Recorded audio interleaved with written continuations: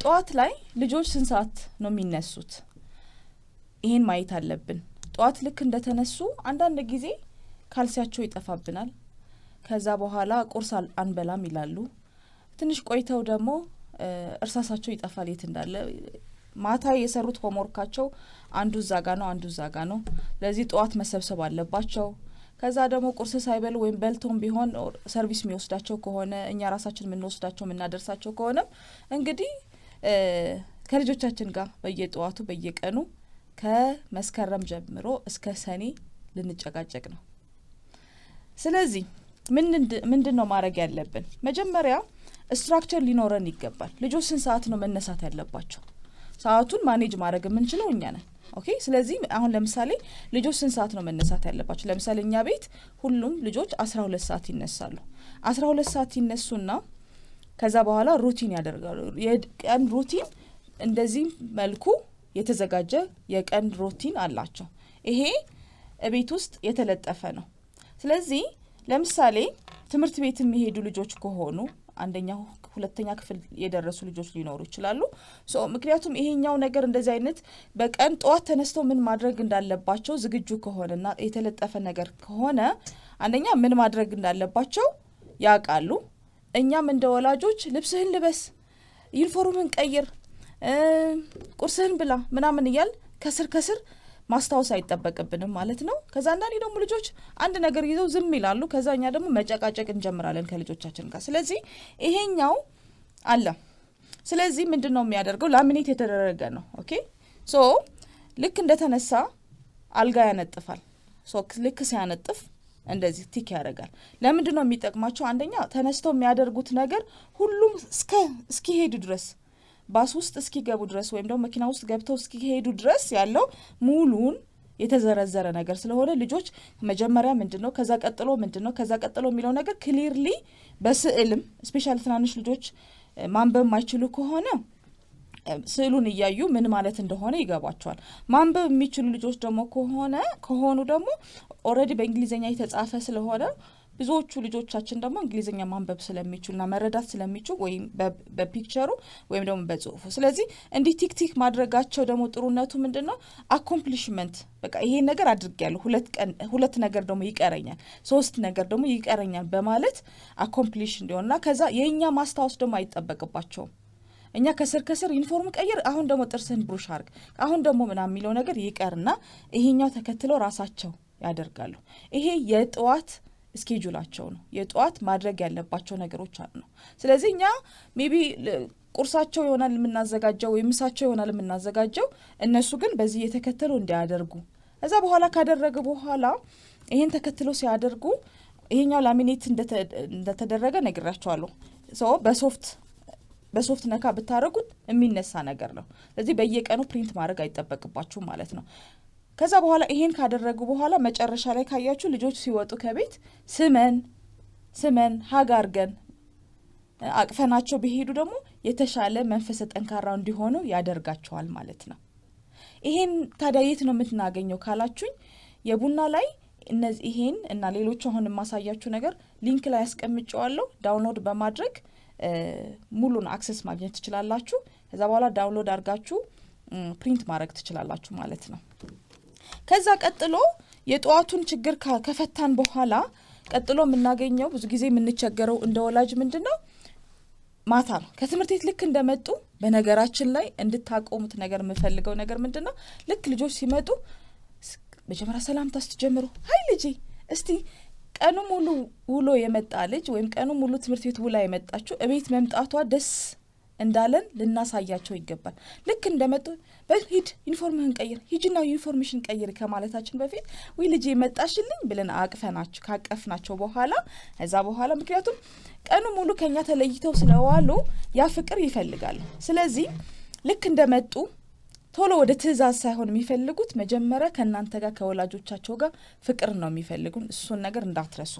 ከዛ ቀጥሎ ይሄ ከትምህርት ቤት መልስ ማድረግ ያለባቸው ነገሮች ደግሞ ናቸው። እነዚህ ከትምህርት ቤት መልስ ምንድነው የሚያደርጉት? ልክ እንደመጡ ዩኒፎርማቸው ይቀይራሉ፣ ቦርሳቸው ቦታቸው ላይ ያስቀምጣሉ። ከዛ በኋላ ረፍት ይወስዳሉ ስናክ ይበላሉ ብቻ በየቤቱ የተለያየ እንትን ይኖራል ግን አትሊስት ምን እንደሆነ ምን እንደሚጠበቅባቸው መጀመሪያ ምን እንደሆነ ቀጥሎ ምን እንደሆነ እንደዚህ በማዘጋጀት ቤታችን ውስጥ ስናስቀምጠው ልጆቻችን ምን ማድረግ እንዳለባቸው የኛ በየደቂቃው ማስታወስ አይጠበቅብንም ማለት ነው የኛ ማስታወስም አይጠበቅብንም እነሱም ልጆቻችን ደግሞ ማሚ ጨርሻለሁና ምን ላርግ አይደለም they know ምን እንዳለ ይሄም ልክ እንደቀድሙ ቲክ ያደርጋሉ ማለት ነው ስለዚህ እኔ ሁለት ልጆች ካሉኝ ሁለቱ እንደዚህ አይነት ፕሪንት አደርግና ሜቢ እዚህ ጋር የልጆቼ ስም እጽፋለሁ አንደኛ ሁለተኛ ደግሞ እንደዛ ስለዚህ ይሄ የኔ ነው ማለት ነው አንደኛ እንደነገርኳችሁ ስትራክቸር ያስፈልጋል የትም ቦታ እኮ ብትሆኑ አሁን ስራ ላይ የምትሰሩ ከሆናችሁ መጀመሪያ ምን ማድረግ ልክ እንደገባችሁ ቢሮአችሁ ውስጥ ምን ማድረግ እንዳለባችሁ ኢሜል ነው ወይ የምትመልሱት ስብሰባ ነው ወይ ያላችሁ ምናምን የሚለው ነገር የቀን ውሏችሁ ከዚህ ከልጅነታቸው ጀምሮ ከተለማመዱ ልጆች የተሻለ የሆነ ታይም ማኔጅመንት ይኖራቸዋል ኦርጋናይዜሽናል ስኪል ይኖራቸዋል በራሳቸው መቆም ይችላሉ ሳይነገራቸው በራሳቸው ምን ማድረግ እንዳለባቸው እንዲያውቁ ይረዳቸዋል ይሄ የማታ ነው which is ሊንኩ ላይ ስለምታገኙት ይሄን ይመስላል ማለት ነው እስከ መጨረሻ ያለው ማታ እስኪተኙ ድረስ ከዛ ቀጥሎ በጣም ኢምፖርታንት ነው ብዬ ማስበውና ብዙዎቻችን ማድረግ አለብን ብዬ ማስበው ነገር ማታ ለነገ ጧት ቼክሊስት አለ እዚህ ይሄኛው ደግሞ ሶስተኛው እንድታዩት መፈልገው ቼክሊስቱ ምንድነው እንደምታዩት ይሄ እንደ ቼክሊስት ነው ይሄም ቲክ ነው የሚያደርጉት ለምሳሌ ሆምወርካቸው ሰሩ ኢንፎርማቸው ቀየሩ መክሰስ በሉ ብቻ ለቀ ሊተኙ ነው ለምሳሌ እንበል ሊተኙ ሲሉ ለነገ ዛሬ አሁን ለምሳሌ ነገ ጉዞ ቢኖርኝ የሆነ ሀገር ሊሄድ ከሆነ ልሄድ ስለ 30 ደቂቃ ሲቀረኝ አይደለ ፓክ ማድርገው ልብሴ ጫማዬ ምናምን ማዘጋጀው መች ነው እዴ ቢፎር ነው ወይም 2 ቀን ወይም 1 ቀን በፊት አዘጋጃለሁ ለነገ ለጉዞዬ ስለዚህ ልጆች ጧት ተነስተው እንዲሄዱ ወደ ትምህርት ቤታቸው ተዘጋጅተው ሁሉም ነገር ፓክ አድርገው ዝግጁ ሆነው እንዲሄዱ ቀድሞ መዘጋጀት አለባቸው ምንድነው የሚዘጋጁት ለምሳሌ ለነገ የሚሆን ልብስ ዩኒፎርም ካላቸው ዩኒፎርማቸው ተዘጋጅቶ ኦኬ ዩኒፎርም ሬዲ ይላል ከዛ በኋላ ምንድነው ስኩል ባጋቸው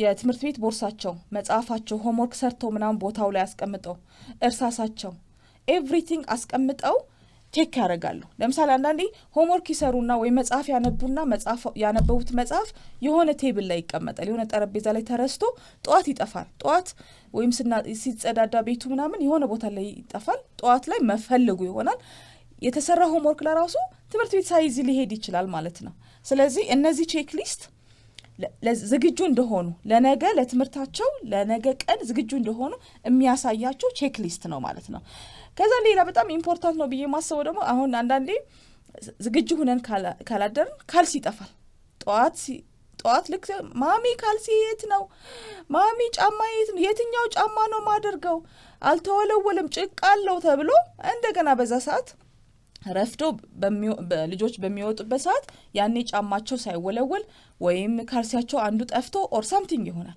ስለዚህ ለሱ መድኃኒቱ ምንድነው a day before ለሮብ ለነገ ወይ ለሐሙስ ለነገ ካልሲያቸውና ጫማቸው በሩ ጋር ይዘጋጃል ይቀመጣል ኦኬ ስለዚህ በዛ ሰዓት ልክ አሁን ጫማውና ካልሲው እዛ ጋር እንዲቀመጥ የፈለኩት ምንድነው በሩ ጋር ከሆነ አንደኛው አንዳንድ አሁን ክረምትም ስለሆነ ጭቃ ሊኖረው ስለሚችል ምናምን ገብተው ቤት ሊቆሽሽ ይችላል ብቻ ግን ለነገ ዩኒፎርማቸው ካልሲ ፓንት ልብሳቸው ጫማው ተወልውሎ ካልተወለወለ ማታ እንዲወለውል ራሳቸው እንዲወለውሉ አድርጋችሁ ካልሲው አዘጋጅተው ምናምን ሁሉም ነገር ለነገ የሚሆን ተዘጋጅቶ ቢቀመጥ አንደኛ ጧት ላይ ያለው ጭቅጭቅም ጧት ያለው ካልሲ የታለ እንትኔ የታለ የሚለው ነገር ኮምፕሊትሊ እንዲጠፋ ያደርጋል ማለት ነው ከዛ በኋላ ልጆቻችን እንደነገርኳችሁ ሬዲ ሆናሉ ለነገ ደስ ብሏቸው ነው ጧት የሚሄዱት ዝግጁ ናቸው እሺ ስለዚህ እነዚህ ነገሮች በጣም ኢምፖርታንት ናቸው ማታ ቼክሊስት ነው ይሄ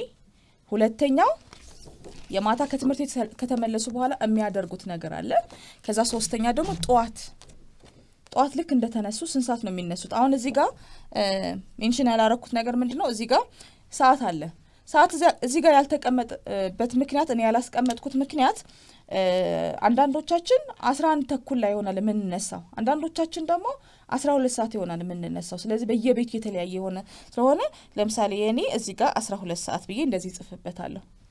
ኦኬ ከዛ እዚህ ጋር ደግሞ እንደዚህ ያልኩኝ ሁሉም ሰዓቱን እዚህ ጋር እጽፋለሁ ማለት ነው። ስለዚህ ይሄ ክፍት ነው፣ እናንተ ጻፉበት ማለት ነው። ይሄ እንደነገርኳችሁ ላሚኔት ብታረጉት ደግሞ በጣም ተመራጭ ነው፣ ሁሌ የምትጠቀሙበት ይሆናል ማለት ነው እያጠፋችሁ።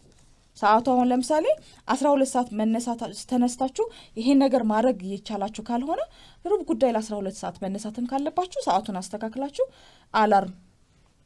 አላርም ሴት እንዲያረጉ ይሄ ዴይ ቢፎር ያለው ፕሮግራም ላይ አላርም ሴት ማድረግም አንዱ ልጆች ጧት መነሳት እንዴት እንደሚችሉ በስልክ ወይም ደግሞ በሌላ የአላርም ሴትአፕ አድርገው እንዲነሱ እና ለቀኑ ዝግጁ እንዲሆኑ ያደርጋል ማለት ነው። ይሄን ይመስላል። ከዛ ቀጥሎ ሌላ ችግር ብዙዎቻችን ብዙ ቤተሰብ ላይ የምንቸገረው ነገር ቢኖር ምንድነው ሆምወርክ ነው። የቤት ስራ ሲሰጣቸው ልጆች አንዳንዴ ምን ይላሉ? እናቴ ዛሬ ሆምወርክ የለኝም ሊምሉ ይችላሉ። ዛሬ ሆምወርክ የለኝም ማሚ እውነት የለም ይላሉ። ወይም ደግሞ አንዳንዶቻችን ደግሞ ሜቢ ልጆች ከገቡ በኋላ ምናምን ማታ ይሆናል የምንገባው፣ ስለዚህ አናቅም። ስለዚህ ምንድነው የምናደርገው? ለሱ ደግሞ መፍትሄ ይዤ መጥቻለሁ። መፍትሄው ምንድነው? ልጆች ልክ እንደመጡ አሁን እዚህ ላይ ሆምወርክ የሚሰሩበት ሰዓት ላይ እዚህ ጋር የተጻፈ አለ አይደለም? ኦኬ ስለዚህ ሆምወርካቸው ለምሳሌ ዛሬ ኮሚኒኬሽን ቡክ ላይ ወይም ደብተራቸው ላይ ምናምን ሆምወርክ ምን እንዳለ ሂሳብ ነው ወይስ እንግሊሽ ነው ምናምን የሚለው ነገር ይጻፍላቸዋል። ስለዚህ እሱን እናስተምራቸዋለን። ሳብጀክቱ ምንድነው? እንግሊሽ። ከዛ ስንት ሰዓት ላይ ነው ማጥናት ወይም ደግሞ ሆምወርክ መስራት የጀመርኩት ብሎ 11:30 ይጀምራል። ከዛ ሆምወርኩን ይሰራል በራሱ። በነገራችን ላይ ልጆቻችን ልጆች ሆነው አይቀሩም። ልጆቻችን ያድጋሉ፣ አደልት ይሆናሉ፣ አዋቂ ይሆናሉ። ራሳቸው ነገ ቤተሰብ የሚመሩ አገር የሚመሩ ድርጅት የሚመሩ ልጆች ሊሆኑ ነው። ስለዚህ በራሳቸው መስራት የሚባለው ነገር እንዲሞክሩ የቤት ስራ እኛ ባናሰራቸው ብዬ አስባለሁ። እንደ እውቀታቸው ማለት እድሜያቸው ማተር ያደርጋል፣ ግን በትንሽ ነገር ቢሞክሩ። ለምሳሌ አሁን እኛ ቤት ምንድነው የምናደርገው? መጀመሪያ የጥናት ሰዓት ላይ ያለችው ሰዓት ላይ የተማሩት ነገር ትንሽ ያነቡና ከዛ ሆምወርካቸው ይሰራሉ። ምን ያደርጋል? እኔ አልነግራቸውም ማለት ነው ሆምወርክ መስራት እንዳለባቸው። ካልሆነ ቁጭ ብዬ እኔ ነኝ ሆምወርኩ የሰራሁት ማለት ነው፣ እነሱ አይደለም ሆምወርኩን የሰሩት። ስለዚህ ምን ማድረግ አለብን? ትንሽ ያነቡና ዛሬ የተማሩት ባይዘው ትንሽ ነው የሚሆነው አይደለ? 1 ፔጅ ነው ወይም 2 ፔጅ ነው። በጣም ብዙ ተማሩ ከተባለ 2 ፔጅ ሊሆን ይችላል። ስለዚህ እቺን 2 ፔጅ ትንሽዬ ገረፍ አድርገው እንዲያነቡና ከዛ በኋላ ያላቸው ሆምወርክ ቢሰሩ አንደኛ ሆምወርኩን መስራት ይችላሉ። ሁለተኛ ደግሞ የሆምወርክ የሚያጠኑበት ቁጭ ብሎ መጽሐፍ የሚያነቡበት ደግሞ ስቴሽን ነገር ጠረጴዛ ላይ ቢሆን ሁሌ ይዛጋ። አሁን ሶፋ ላይ ሲሆኑ ምናምን አንዳንዴ በትክክል ራሱ ላይ ጽፉ ይችላሉ። ሁለተኛ ደግሞ ሶፋ ላይ ተቀምጠን ስንሰራና ጠረጴዛ ላይ ስንሆን አንድ አይነት አይደለም። ስለዚህ ጠረጴዛ ላይ ቢቀመጡ የሆነ ለራሳቸው ልጆች ቁጭ ብለው የሚሰሩበት የራሳቸው ስቴሽን ቢኖራቸውና ኮርነር ቢኖራቸው እሱን ሲያዩ የስራ ቦታ ላይ እንደሆኑ የሚሰሩበት የሚጽፉበት እንደሆነ ወይም ያነቡበት መሆኑን። ስለዚህ ወደዚህ እንመለስና እንግሊሽ አለ በዚህ ሰዓት ይጀምራል፣ ከዛ ይሰራል ማለት ነው። ከሰራ በኋላ ለምሳሌ 11:50 ጨረሰ፣ እዛ ዳን ብሎ እዛ ሜቢ አሁን እዚህ ጋር ከባድ ከነበረ ጥያቄው ካልገባው ኦር ሳምቲንግ ካለ እዚህ ጋር መጻፍ ይችላሉ ማለት ነው፣ ኖት ማድረግ። ስለዚህ ማታ እኛ ከስራ ስንመለስ ምናምን ይሄ ከበደኝ፣ ይሄ አልቻልኩትም፣ ይሄ እንትን ሆነ ምናምን ሲሉ ልጆች አትሊስት ሞክረው ይጠብቁን። ላይችሉት ሊከብዳቸው ይችላል።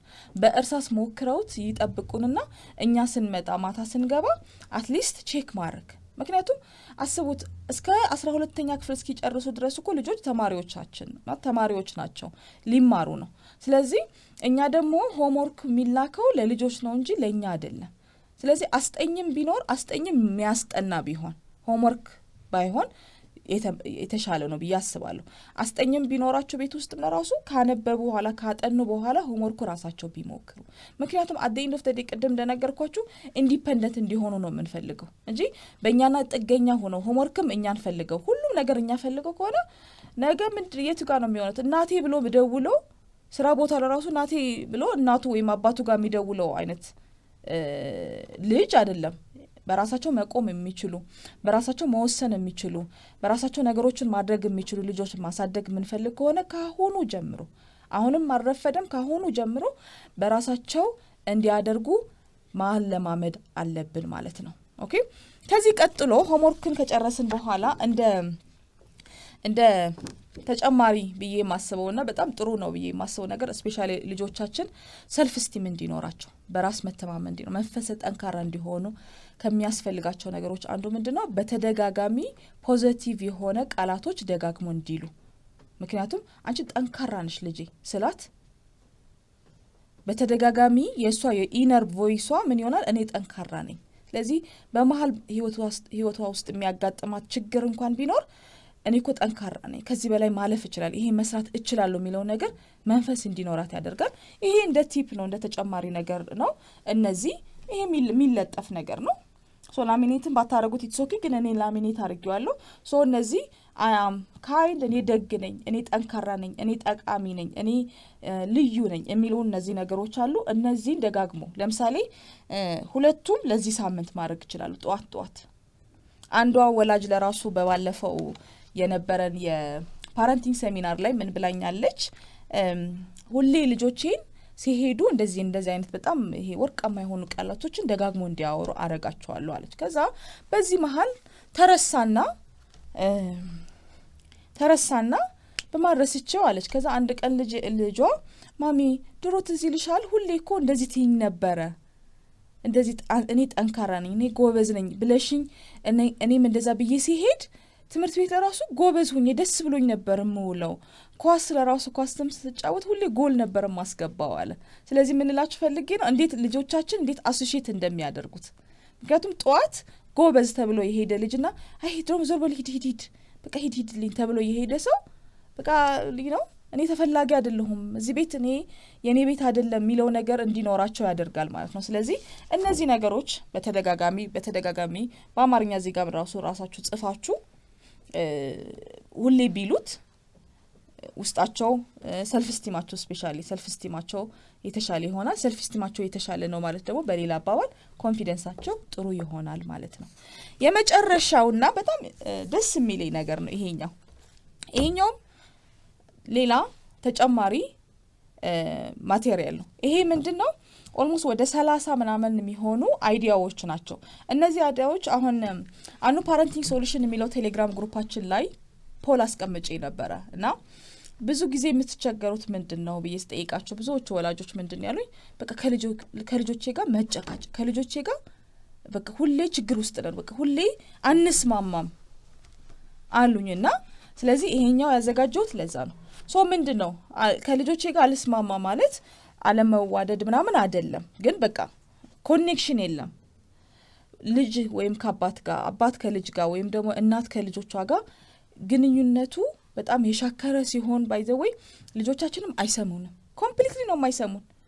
ደግሞ በቃ ደግሞ ጀመራት ተነስና አሁን ከዚህ በፊት አንተ ምናምን ስለ ደንገጥ ብሎ የሚያይ የነበረ ግን አሁን ወይ ደግሞ ጀመራት ደግሞ አሁን የሚለው አይነት ነገር ነው። ስለዚህ ምንድነው መፍትሄ ካላችሁኝ ከልጆቻችን ጋር ኳሊቲ የሆነ ጊዜ ያስፈልገናል ማለት ነው።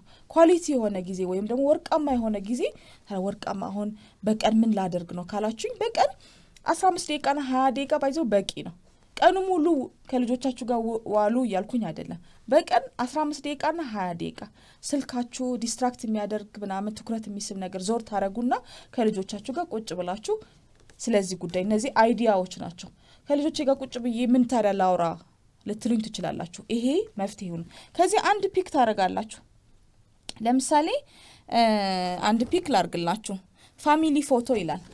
ሶ ልጆች ብዙ ቤት ላይ ያለው ነገር ብዬ ማስበው ምንድነው ፋሚሊ ፎቶ ይኖረናል። ከልጅነታቸው ጀምሮ የተነሱት ፎቶ ምናምን ይኖራል። ስለዚህ እሱን ማየት ሊሆን ይችላል።